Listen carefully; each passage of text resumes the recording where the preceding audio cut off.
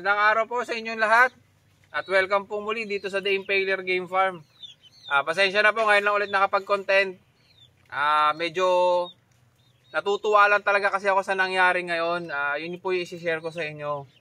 Kasi ito pong bloodline na to, almost 10 years ko na tong 10 years ko na tong hinahanap. Wala talaga mapagkunan ng legit na to. Maraming naglalabas. Marami akong nakikita pero hindi na ito yung original na nakita ko noon na nagkaroon kasi ako nito noon. Kaso hindi ko gusto mga 2010. Dahil sa appearance nila, hindi ko kursunada, pinadala ko sa kapatid ko. Medyo maganda yung record sa kanya kaya nung babalikan ko na yung linyada, yung pinagkunan ko sumakabilang buhay na po. Yung breeder na pinagkunan ko noon, best friend ni Otek Heroso. Yun, sumakabilang buhay na. Kaya ngayon i-share ko sa inyo yung yung experience, yung nangyari ngayon na talagang ikinatutuwa ko. Dagdag puwersa ito sa sa Impaler Game Farm. Yun, may event kasi kaming tawag doon, yung kami kasi nagde-design ng backdrop sa mga event. Isa 'yon sa mga isa 'yon sa negosyo namin ng partner ko. 'Yon kami, kunyari birthday, ganyan. Tapos may nag-chat sa kanya na magpapa-backdrop kasi yung tawag doon, yung pang-design sa likod, doon na papa-picture. 'Yon, may kliyenteng nag-chat na magpapa-design daw sila. Medyo may kalayuan yung lugar. Una-una tinatamad kami kasi medyo malayo. Pero sabi ko, sige, kunin na lang natin kasi sayang. Di ganun na nga, dumating na yung araw ng event. Pumunta kami doon. Habang nagdi-design kami, may napansin akong 3 manok sa gilid nung sa gilid ng garden, 3 peraso. Tapos yung may-ari, si tatay, 70-year-old na nandun lang sa gilid. Na lang, parang chill-chill lang. Yun, tapos yung mga anak niya or yung mga pamangkin niya, hindi ko alam kung anak niya o pamangkin niya, yung nagkukintuhan tungkol dun sa manok. Tapos siya nakikinig lang. Tapos ayun na, natapos na namin yung yung event, yung dinidesign namin. Tapos pinagmerienda pa kami. Ayun, tapos nag-offer pa na hintayin na lang namin yung yung event na magsimula at doon na lang din kumain ng panghapunan kasi gabi daw yung pero nagmamadali ako umuwi kasi may papakainin pa tayo dito, may pa tayong mga manok. Kaya ang lakas ng ulan. 'Yon, pinilit namin umuwi, naligo na lang kami, nagpabasa. Tapos ngayong araw, kaninang umaga, binalikan na namin yung event kasi magliligpit na kami ng namin doon ng mga gamit. Ang nangyari, habang nagliligpit yung partner ko, si tatay lang mag-isa dun sa labas na nakipagkwentuhan ako. Sabi ko, "Tay, ang ganda nitong manok mo rito sa labas ha." Ang manok niya parang parang sweater look. Sabi niya, "Oo, lang yan, pampalipas lang daw niya ng oras." Kasi 70-year-old na daw siya. Sabi niya, hindi niya na kayang marami. Sabi ko, "Bakit, tay?" Sabi ko, nagtanong din pala sa akin si tatay, sabi niya, "Nagmamadali kasi kayo umuwi kahapon. Sana dito na kayo kumain." Sabi ko, "Tay, oo, nagmadali kasi kami. Gawa na may papakainin pa ako mga manok." Sabi niya, "Marami ka bang manok?" Sabi ko, "Oo, tay, mga nasa 180. 180 na lang ang natitira dito." Sabi niya, "Ako dati may 4 na ektarya akong manukan sa Alangilan." Nagulat ako, sabi ko, napaka-simple lang ni tatay, hindi mo akalain may 4 na ektarya pala. Tapos sabi ko, "Tay, ano po ba ang di gano'n, parang natahimik ako saglit kasi nag-iisip ako 4 na ektarya, gano'ng kalapad 'yun."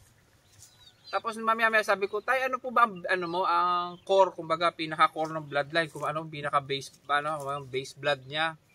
Sabi niya, "Ang base blood ko, rubol." Sabi niya, "Kaya hanggang dito, kaso nung tumigil na ako, rubol lang talaga yung tinira ko, nilagay ko dun sa likod ng bahay. Yun lang yung yun lang yung iniwan ko sa dami ng manok ko. Rubol gray lang talaga ang iniwan ko kasi doon ako sumikat." Marami siyang kwento sa akin, marami siyang mga nakasalamuhang mga big time breeder. halos lahat daw ng mga breeder dito sa Negros na sa time niya, nakakasalamuhan niya, nakakalaban niya, naging kaibigan niya yung iba. Hanggang sa yung mga foreigner na, sikat na mga foreigner na dumadalaw dito sa Negros, nakakasalamuhan niya dati sa mga event. Ayun, balik tayo dun sa rubol niya. Sabi ko, tayo, pwede ko ba makita yung yung rubol mo? Kasi ito yung bloodline na talagang hinahanap ko noon pa. Na gusto ko sana magkaroon ulit, kaso wala akong pagkunan. Maraming nagsasabi na rubol, pero modern look na kasi yung rubol nila. Kumbaga parang upgraded na yung rubol. Ayoko, hindi ako mahilig sa ganun. Gusto ko yung luma, gusto ko yung old school na rubol, yung mababa, pangit, mahaba yung mga balahibo, tapos walang balikat. Ayun, sabi ko, tayo, pwede ko ba tignan yung rubol gray mo? Siyempre, tuwan-tuwa ako dahil meron pa. Sabi niya, matanda na yung broodcock ko. Yan na lang yung natitira sa akin, pang ko na lang yan, pang aliw-aliw ko na lang yan, para may ko rito, may gagawin ako. Kahit ganito, inaedad ko, may may manok lang ako. Kasi hindi niya na daw kaya yung manukan niya dati. Duruin nyo, 4 na hektarya.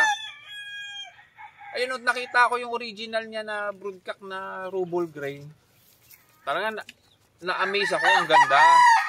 Tapos natuwa ako nung sinabi niya sa akin na yun talaga yung pinaka base blood niya. Tapos marami nang naipanalong naipanalong event yung ganong bloodline. Yun yung yun yung base blood niya, yun yung pinanghahalo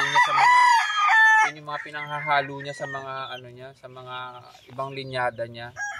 Kaya yun yung isa sa bloodline. Dalawa lang yung tinabi niya, isang Boston, tsaka isang Billy Rubol na gray.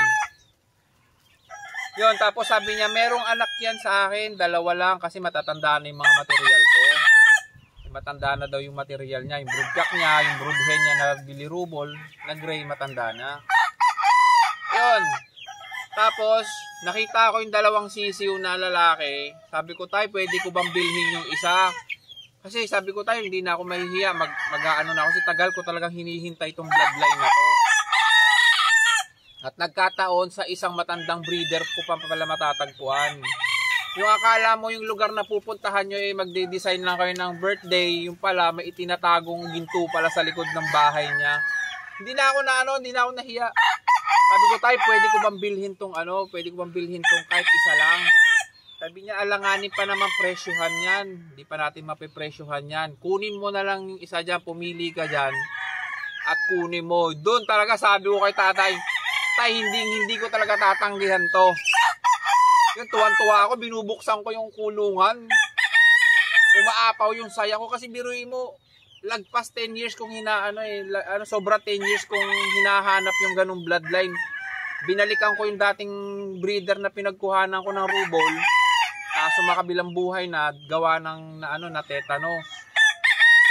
Wala na talaga ako mapagkunan ng ganung rubol. Ay, papakita ko sa inyo kung ano itsura ng ipapakita ko diyan kasi binidyohan ko yung rubol niya. Tapos, ayun, tuntua ako dahil binigay niya sa akin yung isang sisiw. Sabi ko, ingatan ko to, magiging special sa manukan to. Mahilig kasi ako sa mga old line. Kaya talagang walang pagsidlan yung saya ko nung nakuha ko. Ayan, papakita ko sa inyo yung sisiw. Ay, share ko sa inyo. Ito yung binigay sa akin ni tatay na Billy Rubol Gray. Papakita ko sa inyo.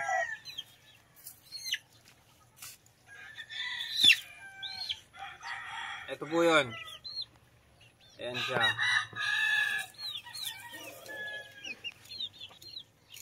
Ayan, kaya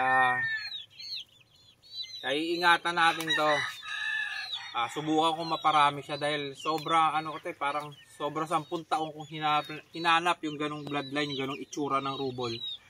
Doon ko lang pala makikita at hindi po manok ang sinadya ko doon kundi yung negosyo lang namin. Pero doon pala ako makakakuha ng original na mga Billy Rubol. Ito. Ang tatay po nito mababa lang. Mababa siya, bagsak ang balikat.